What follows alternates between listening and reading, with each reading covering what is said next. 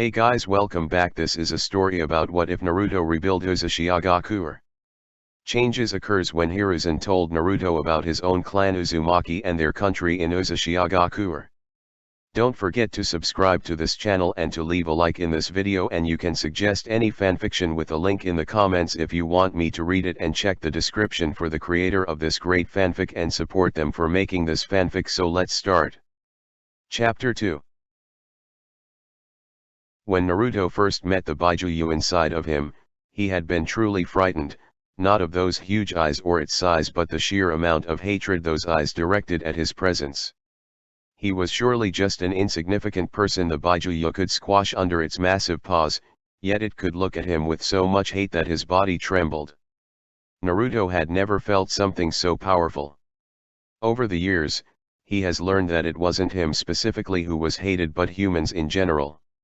The poor beast was forced to remain caged because of its power. It was a sad thing. Of course, Naruto didn't pity the beast. He didn't hate it either. As he gently touched the waters, those huge eyes opened slightly. Naruto marveled the size of the Baijuyu, its intelligence. People were missing out by simply brushing out the Baijuyu as nothing more than a source of power, a weapon of destruction. Chaos incarnated. Those eyes. I wonder if you stared at my mother as you do with me. She never visited. Kurama responded calmly. Unlike with you, her seal was simply designed to suppress my power. The same can be said about Mito. So they all never used your power but just kept you at bay. The Shode's words were like, he has nothing against me but I was too powerful to be left alone. So his wife sealed me within her. I have been confined for years, you thinking of ending my term? A toothy grin. Naruto smiled. Yes, those attempts. The Baijuyu always attempted to entice him to let it go. To free it so it can finally breathe in the oxygen it has been deprived of for many years. But Naruto wasn't stupid. He wasn't going to do it. Releasing the Baijuyu meant his death. He did not have the full genes of the Uzumaki to survive an extraction as his mother did. My clan was also destroyed for being too powerful. I guess we have something in common there. Naruto said. But that isn't why I am here. My power. Kurama said. Naruto was like all humans. He wanted his power. He was the first Jinchuriki to use his power, but it did give him a sense of freedom. The seal held him. If Naruto was willing, he could draw out as much chakra as he was willing to give.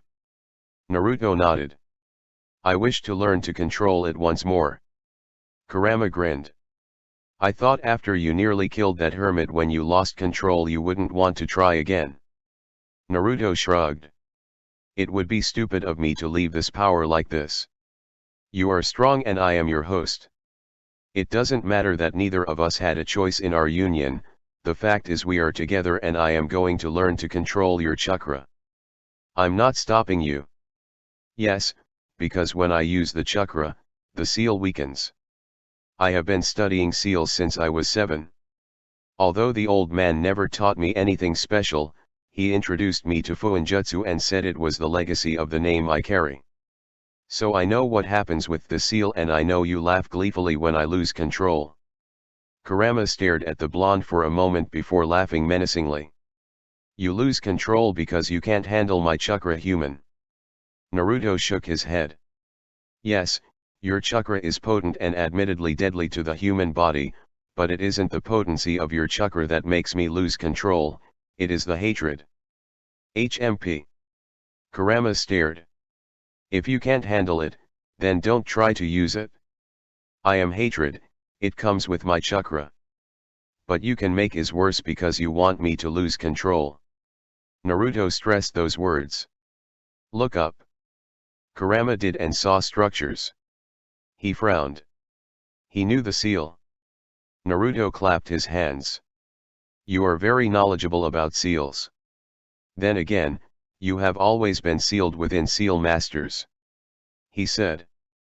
That is insurance. You are not going anywhere unless I say you are. If more than 6 tails of chakra leak out the seal, that falls down on you and restrains you. With that said, it would be much simpler for both of us if you allowed me to use your chakra without doing anything funny that interferes with the process. A human, doing this to him. A child no less. It was humiliating. I have no plans on remaining here until you decide to transfer me to another host. I will make my escape. I know you will try. I'd try to escape too if I was locked up in a cage, but I still won't let you go. I need your power. I know you hate humans. If you force your way out of the seal, you're likely to kill me first and then incinerate my body just to make sure I stay dead. But let us make a deal that gives you a bit of freedom. Of course, you'll still be locked, but the seal is special and we can work out something. Naruto's eyes snapped open, they sharpened when saw Jiraiya's foot heading straight towards his face. It was too close for comfort and he didn't want to get any unnecessary hits. He quickly fell backwards, lifting up his face while he raised both his hands. As Jiraiya's foot passed above him, he caught him just above his ankle. The Sunin raised both his hands up, surrendering. Naruto let go of the Sunin. Why are you attacking me? You were open. Jiraiya said with a shrug. Naruto stared. Is that how we are going to play it, sensei? If one is open we attack them. It's not a game but it's a one-way street exercise. I am the master and you are the student here. Jiraiya said firmly. He was certainly uncomfortable with the idea of Naruto being given the license to attack him if he was open. That's not fair. Naruto said. Here is my rule, to determine that you are still worthy to train me, I will attack you if you are open. I see no value if being helped on by someone weaker than me. Jiraiya stared. You still got a long way to go, brat. The Sunin said. He sighed and sat down next to the blonde. They were still in the river country, it has been a week and he already had plans. He would have liked to start with other things but there was something he had to do and it was important. Not to mention he still needed to see Tsunade. The woman had been forceful in her letter. He had to go before attending other agent matters that needed him and he couldn't do them with Naruto. But even if he was to leave Naruto, it wasn't going to be much of a problem for the training the blonde had to go through. Naruto did his own training when it came to ninjutsu. Even as his sensei, he only informed Naruto of the basics and the blonde did everything on his own. When they do get to fire, he would only teach Naruto the basics and a jutsu he knew. The blonde would learn everything by himself. He trained Naruto with taijutsu, kenjutsu, and some genjutsu. Naruto was not that good with the latter, so they'd shelved it and focused on simply being able to negate them. Troubled. Jiraiya glanced at Naruto for a moment before shaking his head. No. He said. I was just sorting out my thoughts. What were you doing anyway? When you interrupted me. Naruto started. I was having a delightful conversation with the Kyuubi regarding the use of its chakra. You'd loosen the seal before to allow me to draw out as much chakra as possible but there were massive negative consequences to this. Jiraiya frowned. He still hadn't even told Tsunade about the incident. She would freak out, possibly question why Naruto even needed to learn to use the Kyuubi's power. But he believed it was necessary. Why have so much power inside of you and not learn to use it? Besides, with the way Minato designed the seal, it was designed for Naruto to control the power. The key was for this purpose. The cage could still be unlocked while keeping the Kyuubi sealed. However, if Naruto was consumed by the power, the Kyuubi got free. Don't remind me about those consequences. The toads won't give me the key again after that incident. The Sunin grumbled. They'd questioned his decision. Well, he had been close to dying and releasing the Kyuubi at that time. If he had died, the Kyuubi would have escaped. Jiraiya laughed bitterly at the thought. It would have been a ridiculous end to his miserable life if his last deed was unleashing a hateful Baijuyu into this world. It would surely leave a trail of destruction on its path and who would be blamed for it? Most of all, Naruto would be gone. He would have ended Minato's legacy. Naruto shrugged at this. He didn't need the key at this point. He had already copied it and memorized it. Without seeing it, he wouldn't be able to recreate it because the lock was hidden and the seal itself was worthy of Uzumaki. For greatness, we must be willing to take risks, sensei. If everything came easy, things would be different. Naruto said. My conversation with the Baijuyo centered on it allowing me to use its chakra freely. Of course, I can still use it freely, but when forced and taken in its raw nature, it leads to situations we'd both rather avoid. Jiraiya was silent for a couple of moments. Did it say yes? Of course not.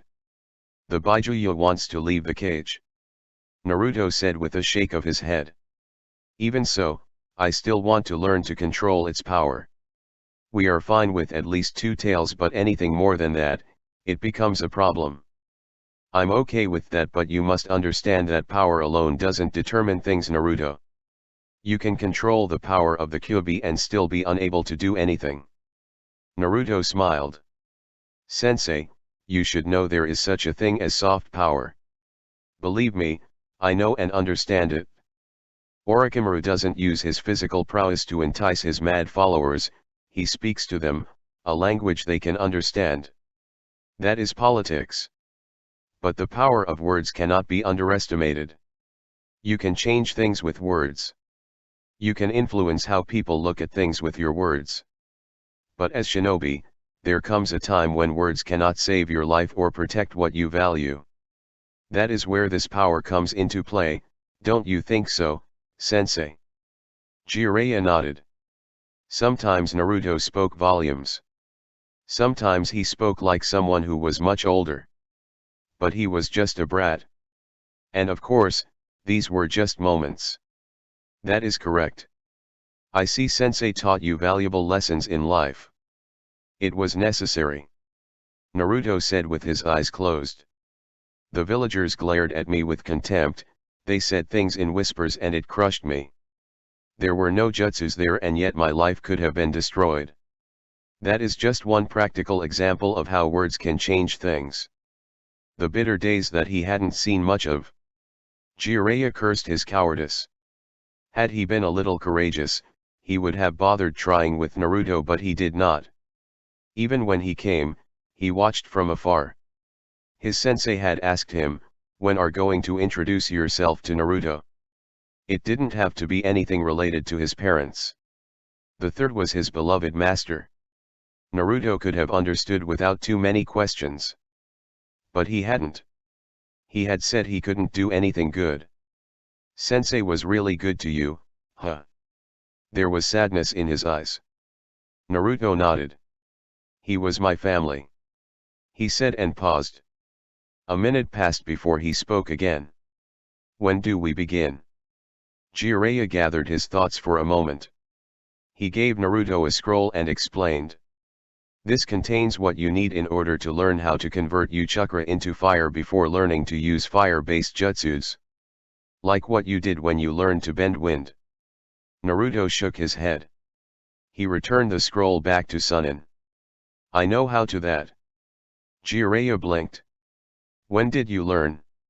You have never even tried using fire-based jutsus when sparring with me. You always use wind. About a year ago. Naruto said with a shrug.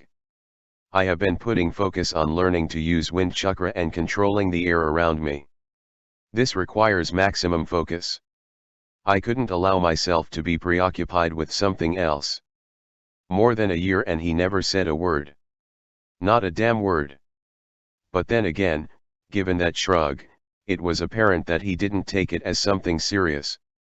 You still don't know any fire-based jutsus. I have a good memory. I most certainly remember the hand signs you have used for your jutsus. But I haven't tried it, yet. Again, a nonchalant shrug. Jiraiya understood why Naruto never said anything. He didn't want to start learning to use fire-based jutsus at that time. We can't start your training now. The one about the Kyuubi. Why? We have to go our separate ways. Jiraiya said. I have some things to do and will be traveling a lot. You have to go to Uzushiogakure and try to finish your wind training there.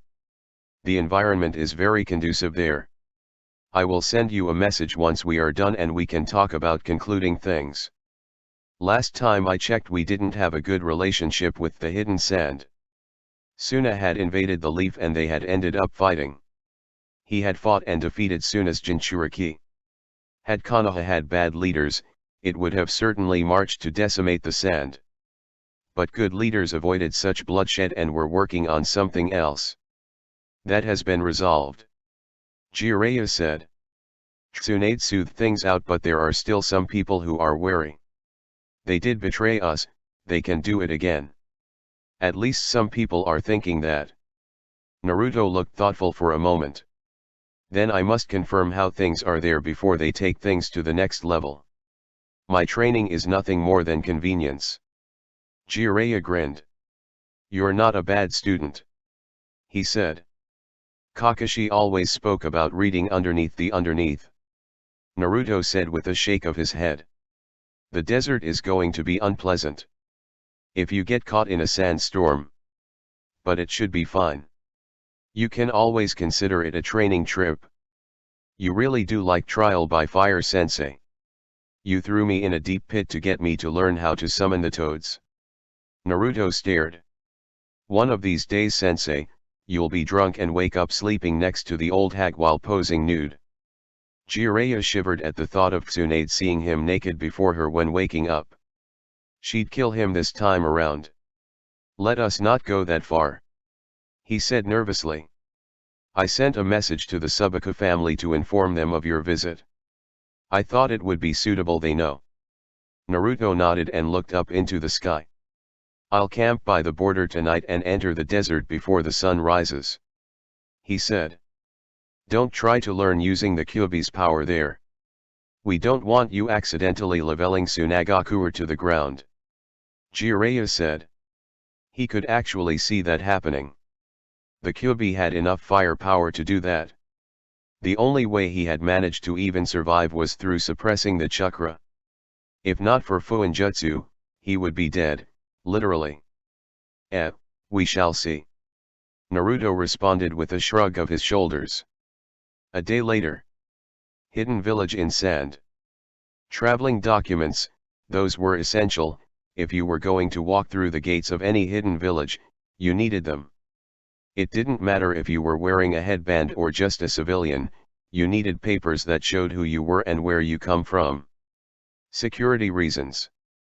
They didn't just want everyone and anyone entering their villages.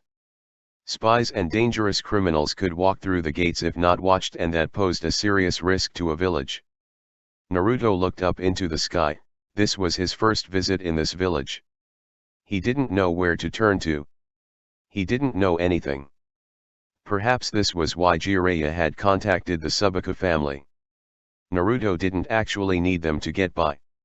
He could ask around. The wind around the village was pleasant though, a gentle breeze, a warm kiss of nature. It was unlike the desert. The wind was wild, untamed, a natural force of destruction. Certainly something that could destroy you. Listening to its whispers, how it caressed his skin, Naruto was tempted to dance right here and now with his bag hanging on his back. Someone hit him on the shoulder. That just ruined the mood. It felt like the wind suddenly disappeared on him. He looked at the man who had hit him, an apologetic smile. Naruto nodded and the man hurried somewhere. A minute later, 2 more people passed by him running. Naruto shook his head. A village may have different name, culture, and environment, but people were still the same. He started moving once more and finally found a room to rent, for a month-long stay. There was no hurry to see the Subaka siblings. He wasn't even sure how it would go considering that the last time he met them he had been battling Gaara. Well, at least it had ended up pleasantly. Naruto placed his bag on the bed and turned towards the window. His calling, it was high up in the wall. He frowned. He stepped next to the wall and placed his hand on it. He blinked before smiling. He almost laughed. He was thinking of creating a window that suited his needs. Was he that obsessive about this? Naruto shook his head. The window was probably up there because of the conditions in the village. If storms came, they had to be safe. He placed his hands up and climbed up onto the window. He couldn't sit the way he preferred given the size of the walls, but it would do. Once settled, Naruto looked outside. It wasn't a pleasant view. Then again, he never visited the window for its view. 2 hours went by before Naruto was snapped out of his thoughts by a knock on the door. He thought about ignoring it for a moment. His sentimental time was being disturbed. Silently shaking his head, and went down and walked over to the wall. A young girl, who showed him the room, was standing there, with a warm smile. "Sorry to disturb you, but I just wanted to see if would take your food here or if you would eat downstairs." Jiraiya was going to shout and curse, but Naruto would only smile. He was renting a room in a 5-star hotel. The Sunin would cry foul over his wasted money. Naruto was usually safe with the money the Sunin gave him. He rarely spent it all, and the man was more than happy to take it back. So, just this once, he could live the life of a spoiled prince. "I will come downstairs," he said. "Can I also get a small table I can use to write on?" "I will speak to the manager about that." "Thank you." The young lady gave him the eating schedule, and before walking away, Naruto closed the door behind him and sighed. He should ease the tensions he felt on his body. Traveling in the heat of the desert as a bit rough. He would rest his body today and would go out tomorrow for training. Hidden leaf. A bandaged Jiraiya was sitting by the window, with a frown on his lips. Naruto didn't do this to him. But Tsunade had to greet him by pummeling him. He couldn't do his job with his body in pain. It would be troublesome if he came across trouble when his body was still suffering from the effects of Tsunade's beatings. Well, he was used to it anyway. "I can't believe you, you damn pervert." Tsunade sent a harsh glare towards her former teammate. Jiraiya moved slightly. He was ready to bolt through the window if Tsunade made a move. One beating was enough, he couldn't take another one. "I just couldn't help myself, Haim. When I came in, I felt that I was being called. Being called my ass." Tsunade didn't ease up on her glare. "For more than 2 years you don't come show up, and when you finally do appear, the first thing you do is go on a peeping tour." He didn't bother coming to see her. He didn't come through the gates. If it wasn't because of the complaints she had received, she wouldn't have known he was in the village until he decided that he was ready to see her. Didn't he know that she had missed him, not that she would even admit that to him? He would never stop reminding her about it. There was also too much to talk about that could not be said through letters. "It has been over 2 years, damn it. I was going to come, Haim," Jiraiya said lamely. "But you didn't have to beat me like that and then tear my scripts. I'd been working on that for some time," he complained with a glare. Tsunade shrugged carelessly. "I should be having someone remove all those images in your head," she said. Jiraiya wouldn't permit something like that, he would fight tooth and nail to avoid it. Naruto let him do his research peacefully as long as he took care of everything that the blonde needed. Sneaking in was a good idea though. He was already banned in most places. He just wished Tsunade wouldn't have her Umbu try to monitor him while in the village. They were not a problem, but it would just create an unnecessary problem for him. Anyway. Tsunade turned serious. "What did Naruto say when you said you were going to come here?" For a moment, Jiraiya thought of lying, but he chose not to do so. He wouldn't do that to Tsunade. "Nothing," he said. Tsunade was silent for a few moments. At this point, it was getting dangerous, but she didn't want to get suspicious or cast doubts around Naruto. But he could not mope around forever. Or maybe he wasn't moping around but just had nothing to say. He hasn't had very good memories in Konoha. They certainly didn't give him anything. As far as she knew, The only good thing that had occurred for him in this village was when they cheered for him after he won his match at the Chunin exams. But that was the only thing. All other memories were bad, and the Sandame's former advisors seemed particularly worried about this. Then again, they dined with Danzo. There was always an ulterior motive. But they kept disturbing her about Naruto's return to the Leaf. She certainly didn't want him to spend more years in the wilderness. She was sure he would be here when needed, but the Leaf didn't need another Jiraiya. I was thinking that perhaps he would have said something. Tsunade said in a measured tone. He doesn't talk much about anything personal. We get along just fine, and I think he is fine, but we do need to start talking about these issues. Then again, it seems that unless I bring up something, we won't talk about it unless it has something to do with training. But he does talk when the subjects come up. Jiraiya nodded his head. He isn't a silent person when you are talking to him, but he can be very silent. He does this thing where he can sit motionlessly for hours like he is a statue. There was a bit of indifference about the way Jiraiya said those words. He even shrugged in the end. Why don't you sound concerned about it? It isn't a problem, he said. I think it is done out of habit. Tsunade was silent for a couple of moments. She couldn't get any reports the Umbu made on their observations of Naruto. There was a register that said someone was observing him, but there were no records of it. Not in this office, not in the Sarutobi compound, not in Umbu HQ, and she didn't know who was doing it. Well, she had succeeded her sensei. If it was something dangerous, he would have made sure to keep it for himself only. The training is going fine. I assume, you don't really give a clear picture in your reports. Everything is going fine. If we end up taking more time, I will talk to the Toads about teaching him Senjutsu. But I will see what happens in the coming months. Forget Senjutsu, why are you talking like you are going to spend more time away from the village, Jiraiya? You have to start talking about coming back now.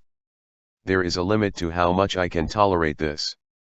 I will talk to Naruto about it, but I did mention that we would have to talk about concluding things. The Sunin said. Tsunade stared at the man. He didn't sound concerned, and he wasn't saying they would come back. You're not concerned, are you? You are happy you are spending time with your godson and are able to do some good for your past failures. Jiraiya smiled bitterly. That might be true. It may be selfish on my part, but I am doing something good here. Naruto is learning and he will become a great asset to Konoha. It isn't like there is anything that really needs him here, so he can afford to focus on his training. Jiraiya responded in a tone filled with regrets. I will talk to him about it. Let us just give it one more year, Haim. Tsunade sighed. The issue with Uzu is becoming a problem. Naruto is Uzumaki, and his continued absence in the village is troubling to some people and to me really. If there are survivors of the Uzumaki clan there, would he decide to go there, or would he come back to this village that has done nothing but treat him with contempt? Jiraiya frowned. He avoided thinking about this issue. He didn't want to question Naruto's loyalties. His sensei had never said anything about Naruto being a flight risk. But this was what Tsunade was basically saying. He could understand from her position. There was also the Kyuubi to think about. What are some people plotting? I don't know as yet, but they will eventually. She sighed tiredly. Who could have thought that the revival of one small village could unsettle things so much? Well, you could understand why it was destroyed in the first place. Our world depends on Baijas to balance power, but they had the power of making possessing Baijas worthless. The Uzumaki's sealing prowess was something that we can never see in this world. Jiraiya said. If they have come back, now you start questioning, are they going to come for us? A paranoid person like Danzo will also be thinking, will they also look at Konoha? Why would they turn to us if they have indeed revived? Konoha did nothing after Uzu was destroyed. Nothing. Mito was married to the first Hokage, we carry their symbol on our shinobi vests, Kushina was sent to this village for the sole purpose of becoming a Jinchuriki. And yet, when their village was destroyed, we did nothing. Tsunade frowned. That just raises a new problem. We will deal with it when it comes. But if we are looking at it in that way, they have a lot of enemies. She said. We still don't know anything, so best we wait. Have you been able to determine Naruto's standing in this? Jiraiya shook his head. No. He said. He asks questions when talking about it and poses some things that get me thinking, but always does it objectively, not as Uzumaki. Naruto did that often. He didn't reveal his opinion on most things despite his willingness to engage him in any subject. You have to find out what he thinks. Tsunade said. What do you have on Sasuke? He follows Orochimaru closely, but I think he has been around Uzushiogakure in the past months. We never saw him anywhere. Orochimaru is the one who has been rather silent. Tsunade looked thoughtful for a moment. Since he has to change hosts every 3 years, we can assume that his current host is starting to wear out. So he is limiting his movements. She said. This would be a good moment as any to apprehend him. Jiraiya nodded. But we don't know where he is. Uzushiogakure is a massive web of hideouts. If you go to one, Orochimaru will know and escape. You really can't move unless you know exactly where he is. I expect you to find out soon before he takes Sasuke's body. I personally don't care for the brat, but we can't allow Orochimaru to have him. I'm going to be looking around for the next couple of weeks. I will come with something, at least I hope. What of Naruto? I didn't tell you. I sent him to Uzushiogakure. He will be there for at least a month. If he didn't stop by the desert to train, he should have arrived already. Jiraiya said. You could have said when you came here, Jiraiya. Tsunade said with a shake of her head. How long are you going to stay here? I will be gone by tomorrow morning. Jiraiya said. I have to do what I need to do quickly before meeting up with Naruto. I have given him a month, it will be best if I don't keep him waiting by taking too long. Uzushiogakure. Naruto was in a training ground, it hadn't taken long for him to find it. The whispers of the wind were just too much for him to ignore. The wind just felt so natural, so gentle, so powerful. In the places he has been, he has had to use much of his chakra to generate wind jutsus, but here, you could control the wind itself. It was a difficult adventure but nothing impossible. It could be done. You just had to learn to move with the wind and just be one with it. In this exercise, Naruto usually meditated and allowed himself to measure the speed and density of the wind. You could not simply wish to control something you did not understand and could not measure. He meditated for about 2 hours before standing up. He took a stance and breathed calmly, his breathing becoming silent, like an assassin. Once he had achieved this, Naruto lifted his hands up and then down again. He twisted around and the wind picked up. He jumped forward and the wind moved with him. He stopped and smiled. He didn't care that someone was watching him. It was only natural for them to observe his movements. He was still a leaf shinobi and maybe they had become allies once more, but he was using their training grounds without even talking to anyone in their ranks.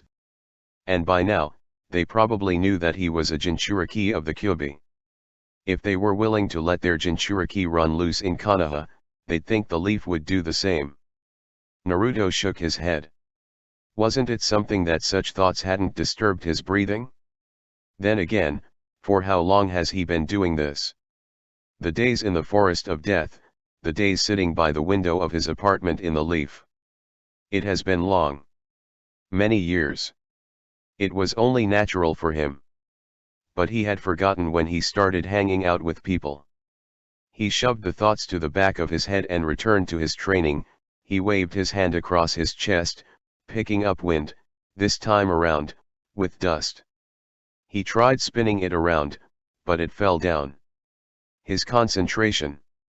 Naruto stood motionlessly for a couple of minutes trying to regain his concentration.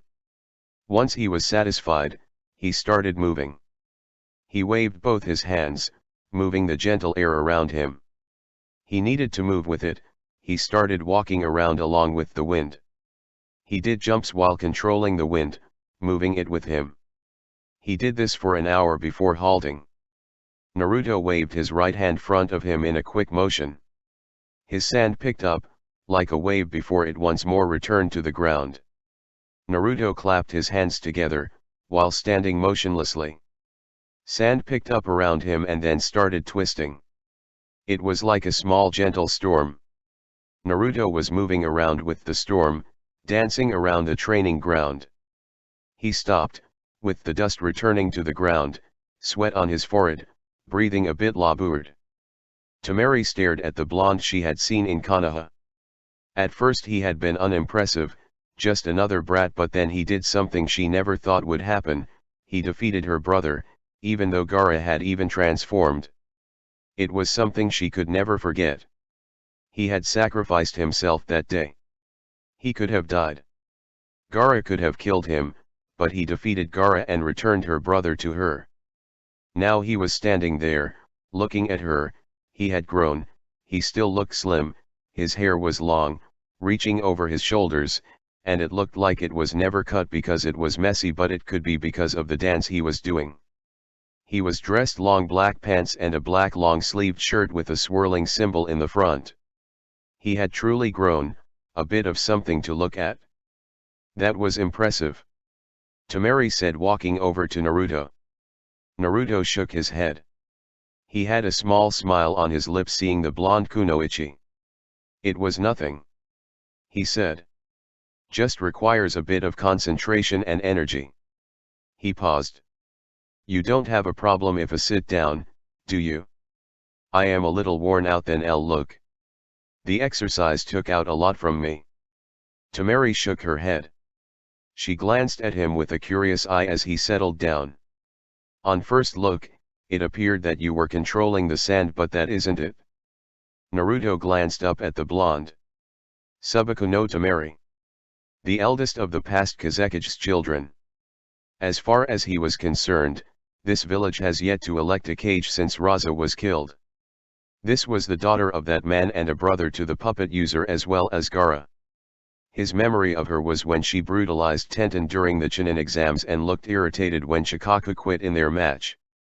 Oh yes, she did blush when she first saw Sasuke.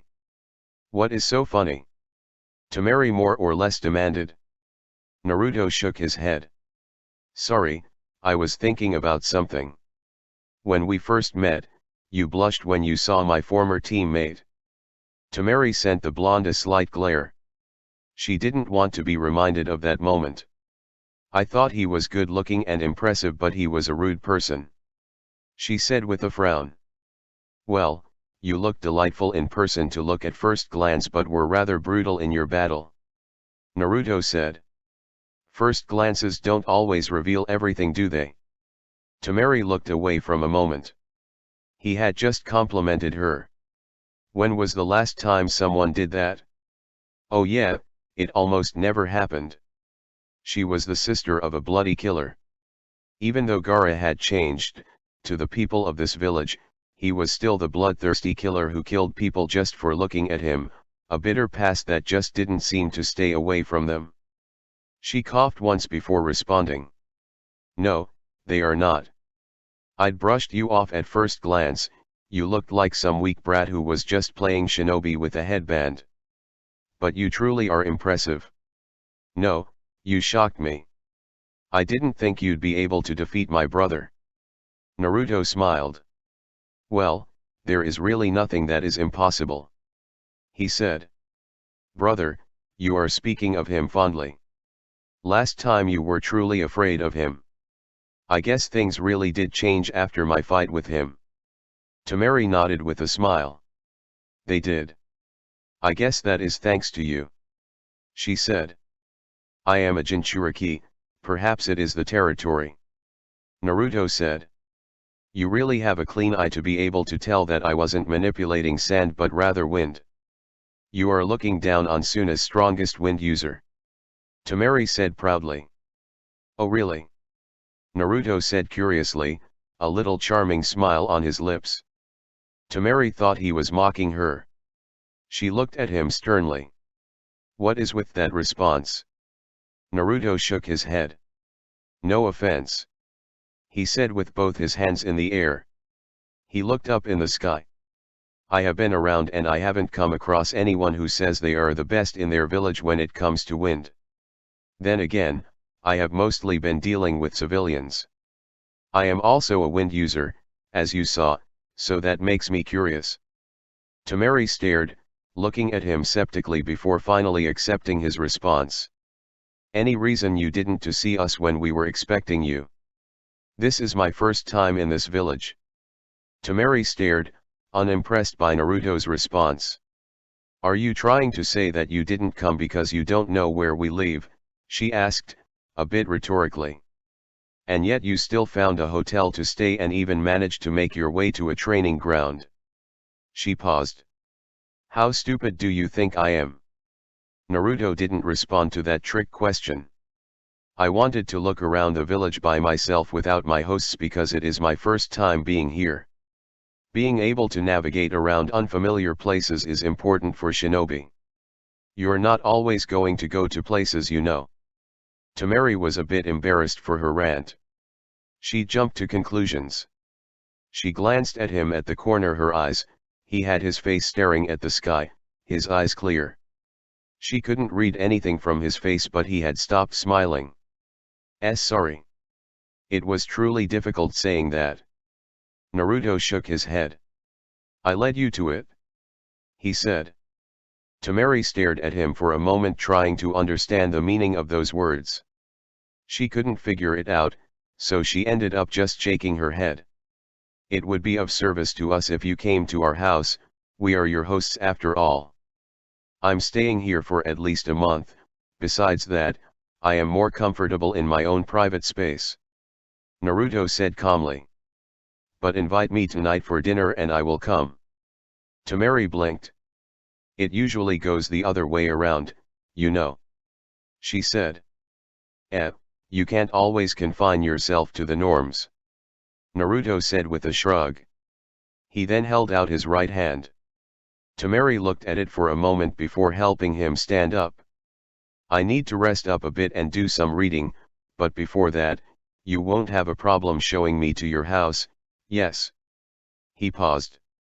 Oh, you still haven't said you are inviting me. Temari smiled.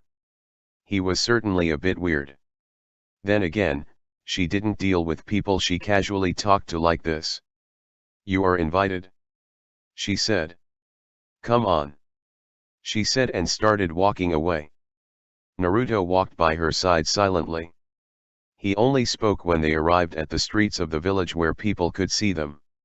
He noticed the reaction of the male population and glanced at Temari, who was walking normally as if nothing was wrong. I'm certain I will have people blocking my path when I go back to my hotel.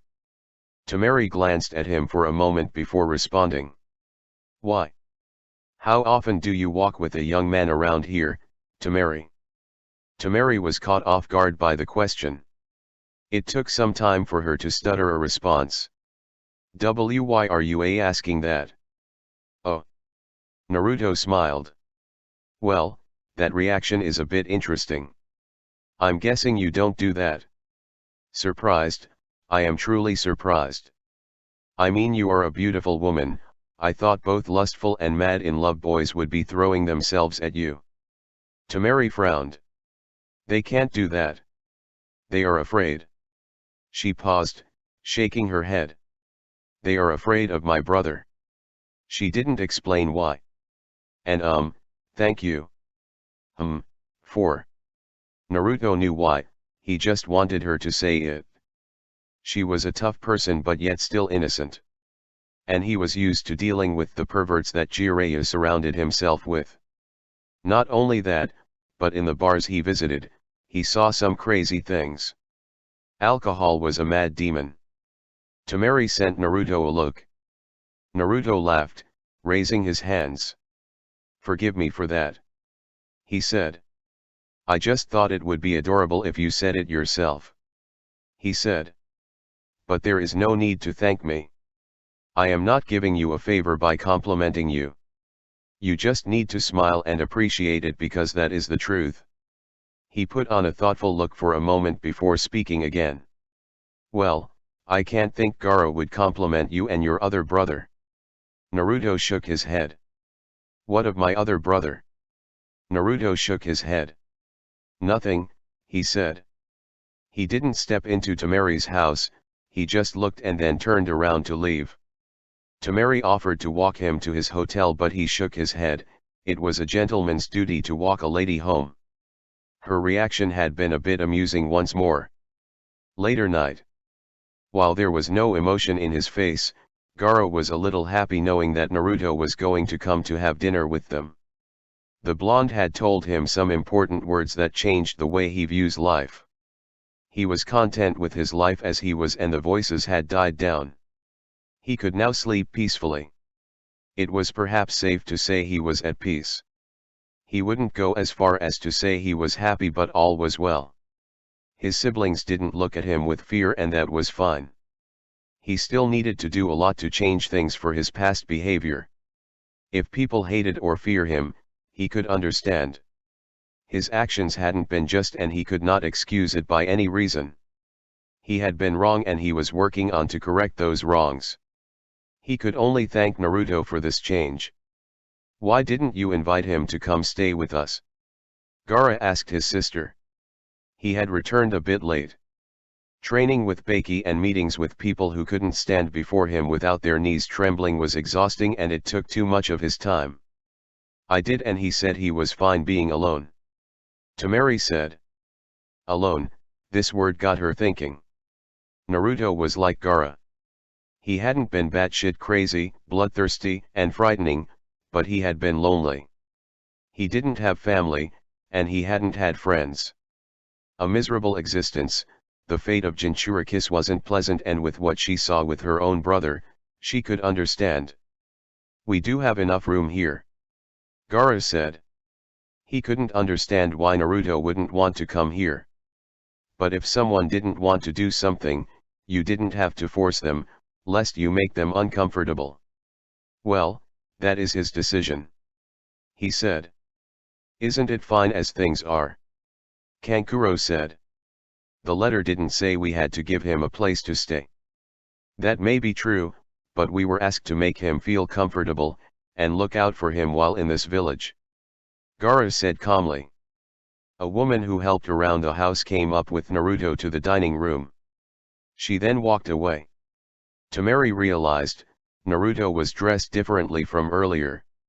He must have been wearing training clothes when she saw him during the day. And his hair didn't look out of place. Naruto, please come through. Gaara's voice snapped Tamari out of her thoughts. Naruto nodded. There was little emotion in Gaara's voice, you couldn't even tell if he was smiling or not if you didn't look properly like an experienced shinobi. Tamari had a smile and Kankuro looked bored. He must be thinking about developing new skills for his puppets, a rare trait of skills for the hidden sand. He sat down next to the bored-looking man and faced Gaara. Thank you for welcoming me to your home. He said. Gaara shook his head. You helped me, this is nothing. He said calmly. Family dinner. Naruto never had this. He had eaten with the Sandaime there and then, but it was not dinner with his blood family. He would never get this chance unless he forms a family of his own. What a miserable existence this was. Although he had said Tamari could invite him, he was suddenly feeling a bit out of place. He wasn't used to this. He rarely even ate with Jiraiya. He really had to stop putting himself into things when he would have difficulty carrying them out. But he still couldn't let his discomfort show. He had to play his part. He couldn't make this awkward. He tried but he didn't speak much for the first couple of moments. He responded to questions until they finished eating and they moved to another room. How are things in Konoha anyway? Gaara asked quietly. Naruto shook his head. I actually haven't been in the Leaf in more than 2 years. He said. 3 siblings were surprised. The letter they received didn't say anything and neither had really gone to the Leaf since the invasion. It was a difficult time between the villages with negotiations between carried out over their actions in the invasion. But at least that was settled. Why? Naruto looked at Temari who'd asked. Training trip, he said with indifference. She was still surprised. You haven't been home for that long and you've been just training. What else have you been doing? You know, traveling around. The world is huge, there are many places to visit, that is why it is trip. Naruto explained lightly. I didn't think you'd need to train more, you were already strong even when you were a genin. Gaara said. Naruto shook his head. I did not defeat you because I was stronger than you. You cannot think that. I defeated you because you had a glaring weakness that I could expose. I still lost in the end. Gaara said. Everyone does have a weakness, some people just have a better way of handling it. Power isn't always determined by your physical strength. For the first time since he arrived here, Naruto smiled. Well, that is something I can agree on. He said. How are things around here? I never followed the negotiations between the Leaf and Suna. Then again, genins are not given that kind of information. Wait. Kankuro said. You're still a genin? He asked, surprised. Naruto nodded. I have been away from the Leaf over the past 2.5 years, so I haven't had time to participate in the Chunin exams. I can't imagine myself playing over that field though, I think I laughed at those who were repeat offenders. Temari laughed at this. We are all jonins. She said. But you are not too old to enter the exams. I do think you are much stronger to be ranked a genin. Naruto shrugged. I don't usually think about that. He looked thoughtful for a moment before speaking once more. Well, I do think it might pose a problem when taking missions. Genins get to do chores while those higher ranked missions their rank. I'm sure they won't give you chores. Gaara said. Things have been a bit difficult but as you can see, we are managing. You are leaving out that they want to make you Kazekage. Kankuro added in. It is nothing. Gaara said. Naruto smiled. That was something interesting, Gaara the Godame Kazekage? In what world was he living in? There were certainly more suitable candidates but he wasn't going to ask why. It wasn't his business. Still it was good that a Jinchuriki with a past such as Gaara's was becoming a Kage. He was truly going to become the youngest Kage and since he doesn't look like a bad person, things would go well with Konoha. Congratulations, Gaara. Naruto said. I think that is something special, regardless of the reasons. Certainly, they wouldn't put the Jinchuriki up as a figurehead. There had to be someone they could put in that position. Suna didn't even need to pretend to be strong, it was weak. Its failed invasion in Konoha and proved as much. Not yet. Gaara said. They are still considering it. This village hasn't had an official Kage since the past Kage. There has been someone who assumed the role of leader, but no Kage. I still have to be appointed and do the job worthy of a Kage to be congratulated. You'll do a great job, Gaara. Temari said reassuringly. You've got us to back you up. Ah, family. Naruto lost his smile. He stayed with the Sans siblings for a little while longer. But once time had come for him to leave, he bid them farewell. It hadn't been a bad night. A bit uncomfortable but he had soldiered through it. There were moments but it had been quite lovely. Are you going to be using our training grounds often? Naruto nodded. This is also part of my training trip. He said. I'll come and fetch you tomorrow around 9 a.m. I will show you another training ground where you can train privately. If I feel like it, I might join you. You sounded a bit skeptical when I said I was the strongest wind user in Sooner. Naruto smiled. I wasn't. He said. But it would be lovely to have you join me, Temari. You are another wind user after all. Gaara alone said he would walk Naruto. Kankuro wanted to follow but he was told to stay behind and he obeyed very quickly. Then again, Gaara was someone who you listened to carefully when he spoke. They started out silently but the walk was slow. I actually wanted to talk to you. Gaara started calmly.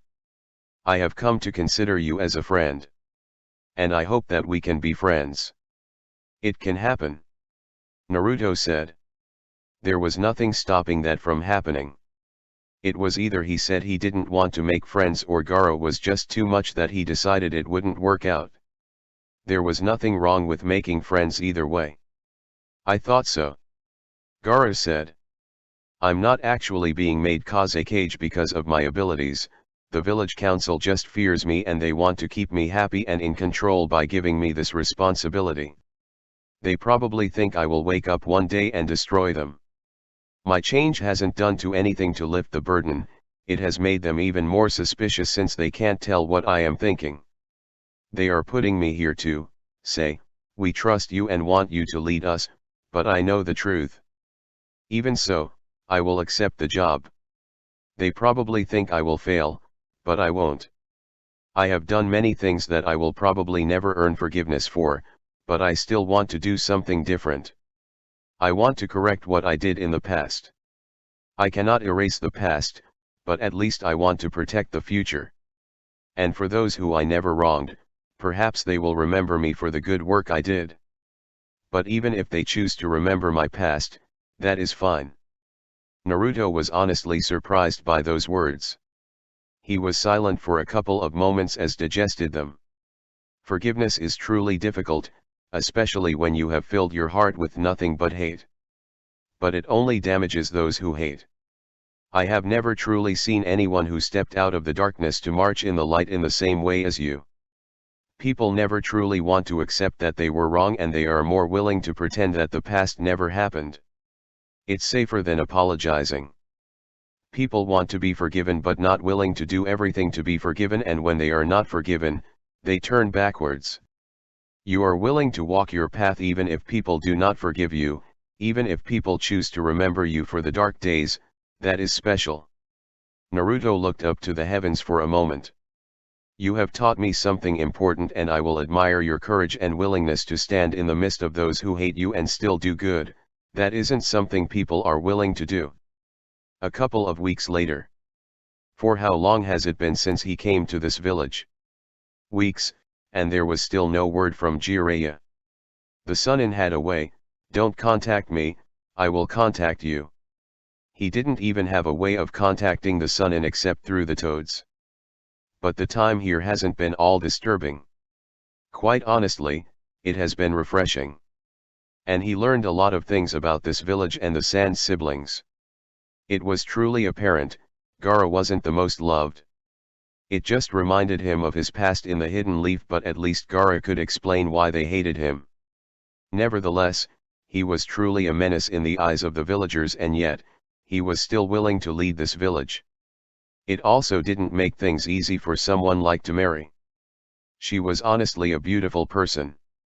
Over the past month, he has been training with her, a bit constantly that he had thought he would when she offered to join. She wasn't a bad person and she was truly skilled.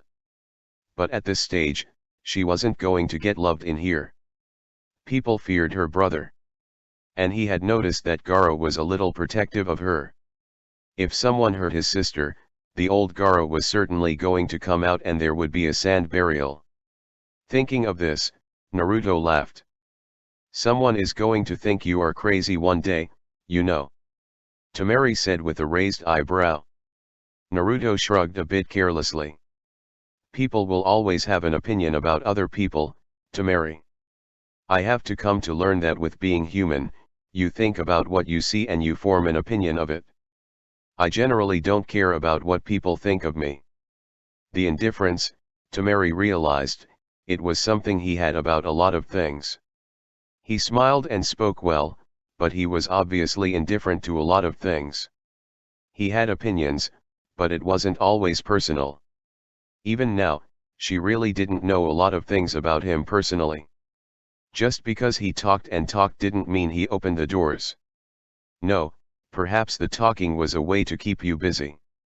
It was strange though, how do you spend so much time with someone and feel like you know them yet realize that you really don't know much about them?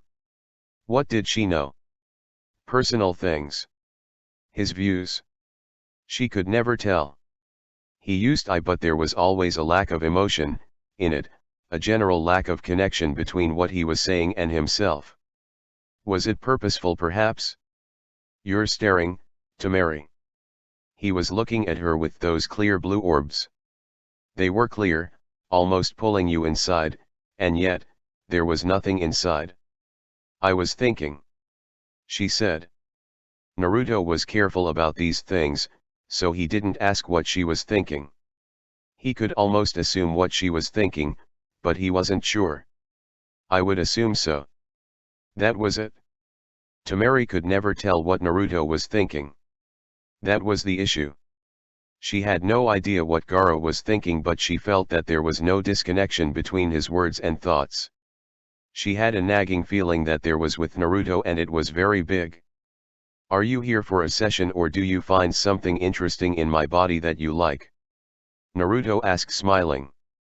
I realize that I won't win beauty contests, but you certainly don't get eye burns from looking at me. Tamari smiled. Somehow, he still managed to be honest. Perhaps at times a bit extremely so, but she liked that about him. I brought my fan. Naruto suddenly leapt into the air. Futon, great wind breakthrough. He released powerful gusts of winds to the unsuspecting Tamari. The powerful gusts slammed into the blonde Jonin and sent her flying backwards. Tamari flipped several times before landing on a knee. When she looked up, Naruto was right in front of her. He kicked the ground and dust picked up, and into her face. Tamari quickly closed her eyes to avoid getting blinded. Naruto twisted around swiftly and kicked Tamari on her forehead, sending him flying backwards once more. He didn't attack her again. He stopped and watched, almost impatiently waiting for her to explode. What the hell was that for? Tamari shouted, glaring at Naruto. I didn't say we could start, you just went on to attack me like that. What if someone thought you were really attacking me? Naruto shrugged a bit carelessly, almost on purpose. I was really attacking you. He responded. Tamari responded, opening her fan. She swung it a bit violently.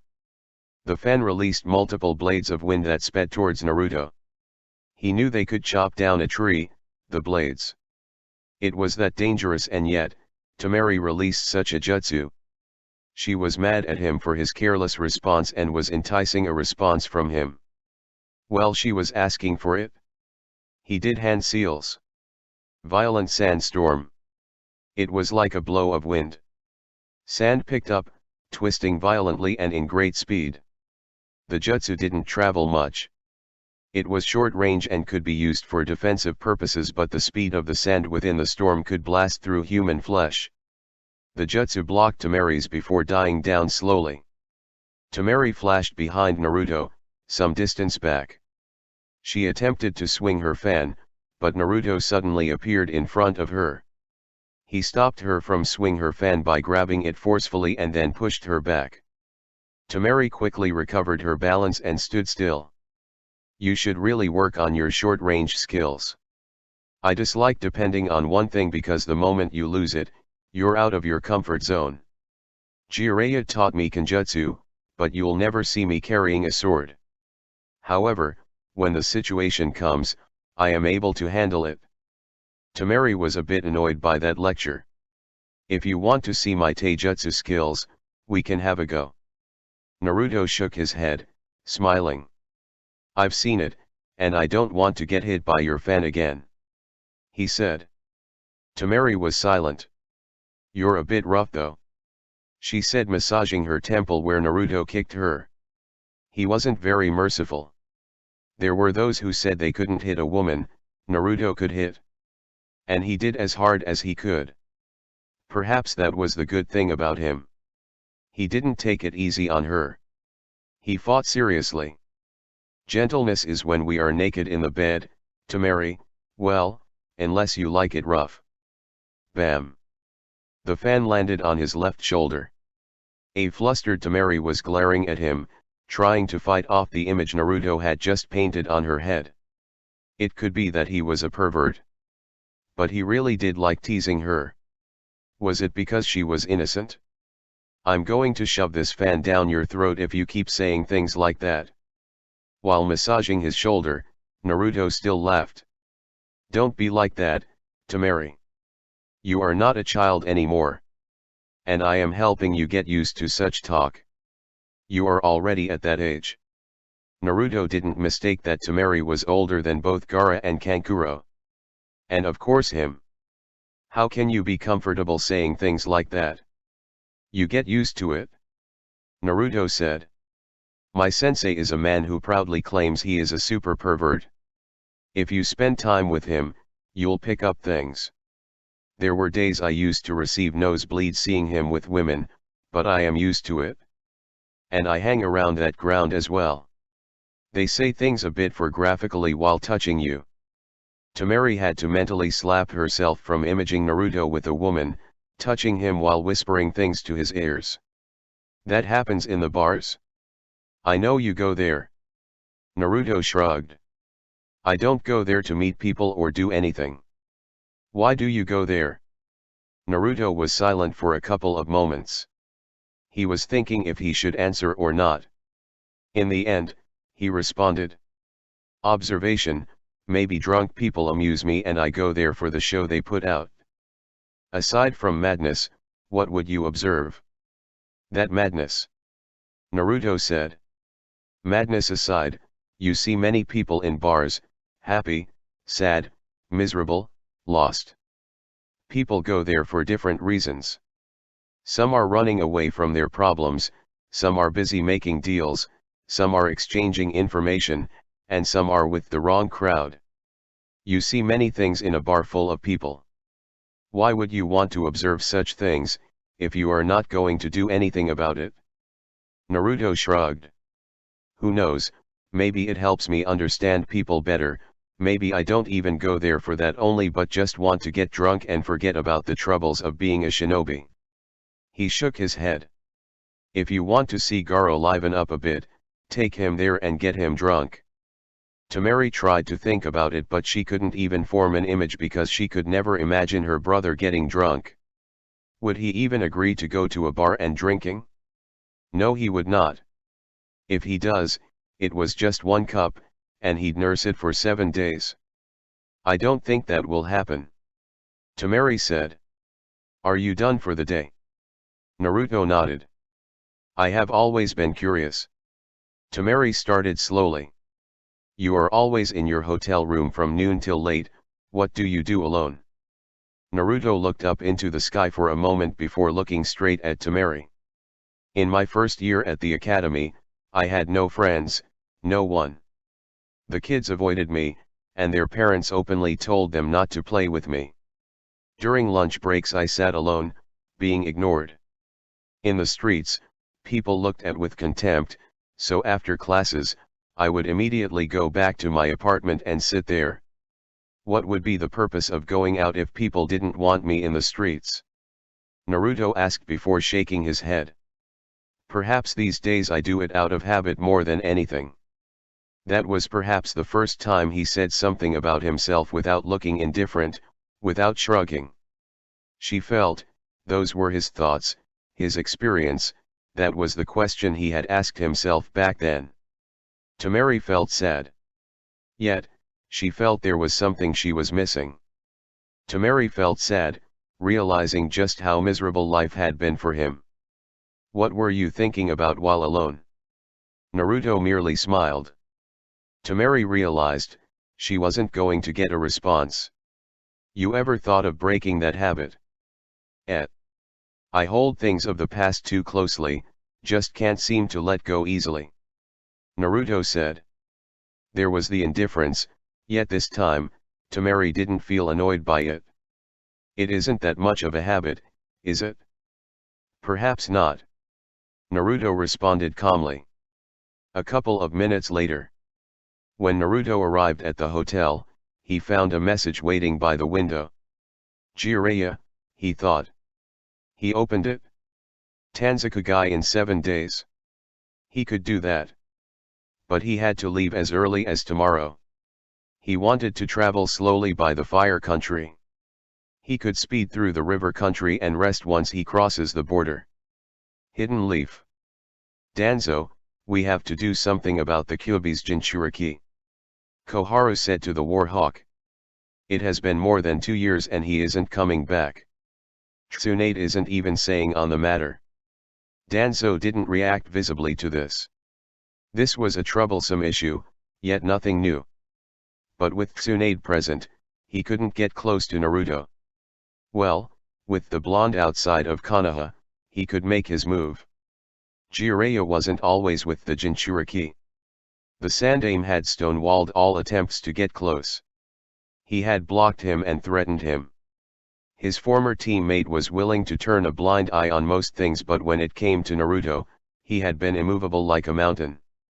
There had been no forgiveness.